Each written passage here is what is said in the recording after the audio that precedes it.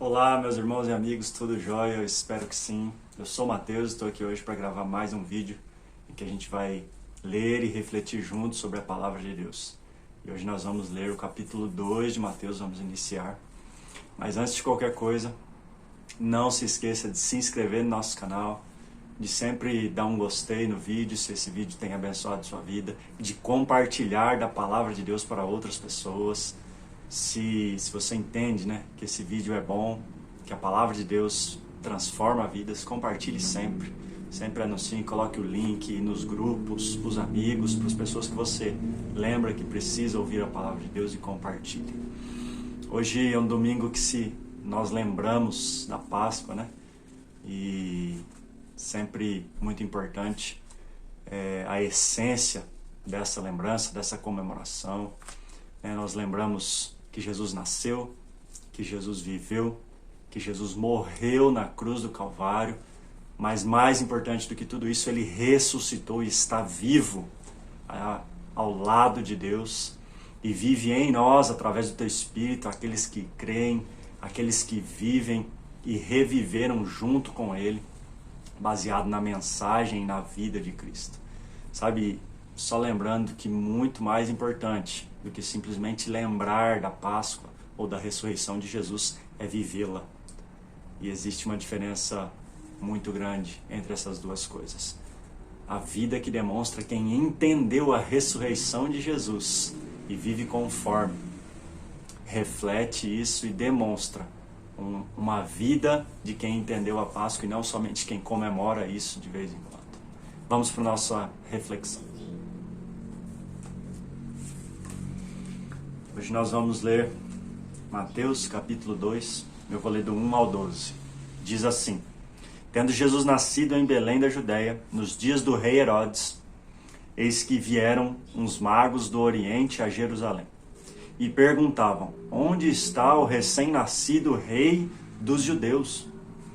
Porque vimos a sua estrela do Oriente e viemos para adorá-lo.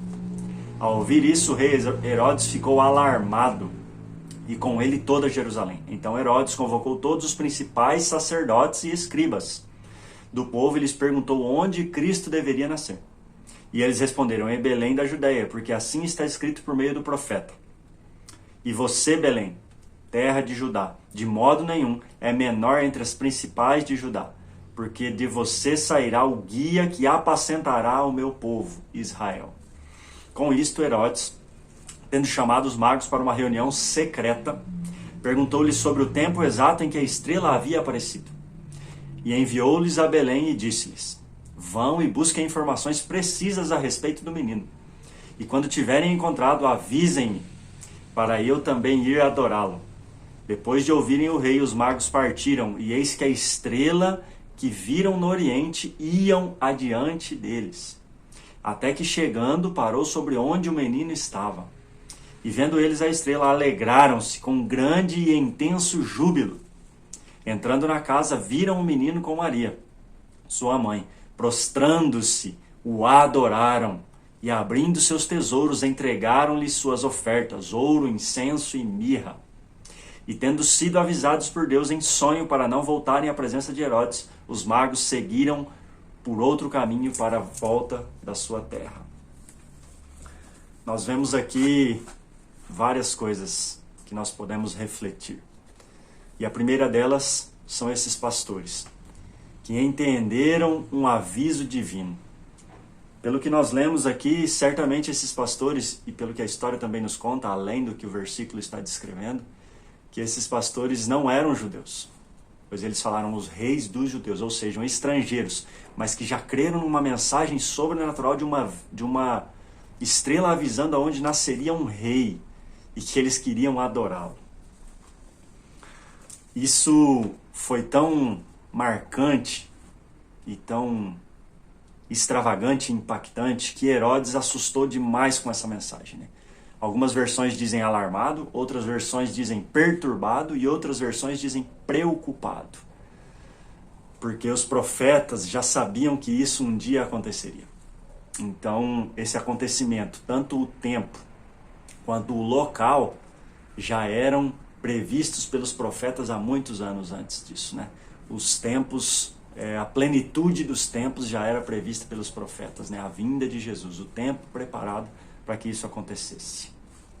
E nós vemos aqui também a grande maldade e egoísmo de Herodes, né? Ele mentindo e tentando enganar os pastores, que ele também queria ir adorá-lo, mas na verdade ele estava preocupado com o seu trono, preocupado com o seu reinado. Ele se sentiu ameaçado quando ele ouviu dizer que nasceria o rei dos judeus. E nós vamos ver mais para frente, né, o que ele fez com isso. Mas a mensagem aqui importante é entender o que esses magos, né, o que esses sábios vieram do estrangeiro para fazer ao entender essa mensagem. Eles vieram adorar a Jesus. Sabe, meus amigos, e hoje, no tempo que nós passamos, alguns dizem conhecer Jesus, conhecer a Deus, e nós muitas vezes nos achegamos até Deus ou até Jesus somente para receber algo, na maioria das vezes para pedir algo, por conta de algo, seja ela qual for. Mas esses magos entenderam uma mensagem e decidiram oferecer algo a Jesus. Nós entendemos que Deus criou todas as coisas. A Bíblia diz que tudo o que há na terra pertence a Deus. Ele criou a terra e tudo que nela há, ou seja, Ele é o dono da criação. Nos criou todas as coisas. E a adoração é exatamente isso. Nós temos algo que achamos que é nosso e nós oferecemos ao verdadeiro dono. Sabe, nós recebemos algo de Deus, recebemos a vida, recebemos várias coisas. E a adoração é entregar isso de volta ao seu dono. Reconhecer, falar, o Senhor é o dono das coisas que eu tenho. Tudo que eu tenho é seu. E essa foi a adoração. Eles adoraram com os bens materiais, com uma entrega, né? Com ouro, com incenso, com mirra. Então esse é o cerne do entendimento desse capítulo de hoje, né? A principal ênfase é essa adoração a Deus. Eles chegaram a Jesus para adorá-lo. No versículo 8, nós lemos, né? Que Herodes queria adorá-lo assim como eles. No versículo 2, nós vemos que eles vieram para adorá-lo. E no versículo 11, entrando na casa, viram um menino com Maria, sua mãe, prostrando-se, adoraram. E antes de adorar, se alegraram com muito júbilo. A alegria de entender que cumpriram o propósito da adoração. E depois nós vemos o que acontece e a fama, né, de Herodes, tanto na história quanto na Bíblia, da sua maldade, né? E Herodes se sentiu tão ameaçado que ocorreu naquela época um dos maiores infanticídios, né?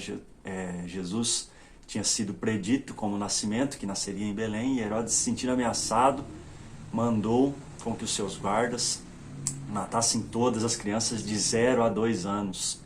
E também a profecia se cumpriu, porque isso também já era dito pelos profetas, que haveria dor, pranto, pelas mães que perderiam seus filhos, pelos filhos que já não existiam. Também muito importante assim enfatizar o pecado de Herodes, assim como o pecado que habita em todo ser humano, mas que dominava a vida dele em tamanha ganância e egoísmo, o cegou ao ponto de ver que a única importância era a própria vida. Era a vida dele e o resto nada importava. Sabe, o medo de perder o seu trono, de perder todo o seu status, todas as suas conquistas, por se sentir ameaçado, faz tamanha atrocidade, tamanha maldade, né? E tantas outras ele fez, mas essa foi uma em específico e que marcou muito a história. Então essa é a grande consequência do pecado. O pecado cega. O pecado gera mesmo tamanho egoísmo e ganância que nos faz fazer coisas horríveis. E nós vemos esse exemplo aqui. Então, nós entendemos que a única solução para as nossas vidas, né, é o arrependimento, o abandono do pecado, o controle da nossa própria vida, essa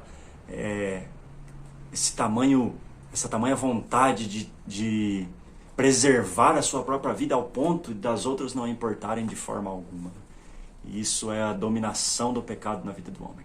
Então, essa é a nossa leitura de hoje, a nossa reflexão sobre a adoração a Jesus e a consequência tremenda do pecado na vida de um homem que se deixa dominar pelo pecado e não crê no que Deus pode fazer.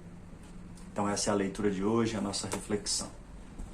Pai, em nome de Jesus, eu oro para que essa mensagem alcance os corações, para que a palavra de Deus alcance os corações. Abra o nosso entendimento, para que a gente veja, Deus, o plano do Senhor se cumprindo, a vontade do Senhor soberana se cumprindo, nas coisas boas e nas coisas ruins, todo o seu plano se cumpriu. Deus, em nome de Jesus, o plano do Senhor é para que todos nós, como seres humanos, o adoremos, Deus. E o adorando, nós reconhecemos quem o Senhor é, nos arrependemos dos nossos pecados, abandonamos o nosso pecado, porque o pecado só nos leva à morte, Deus. A morte da nossa própria vida e de todos que estão à nossa volta. Por isso, Deus, que essa mensagem alcance os corações. Eu oro crendo no poder, na unção do Espírito Santo, através da palavra anunciada. E eu oro em nome de Jesus. Deus abençoe você.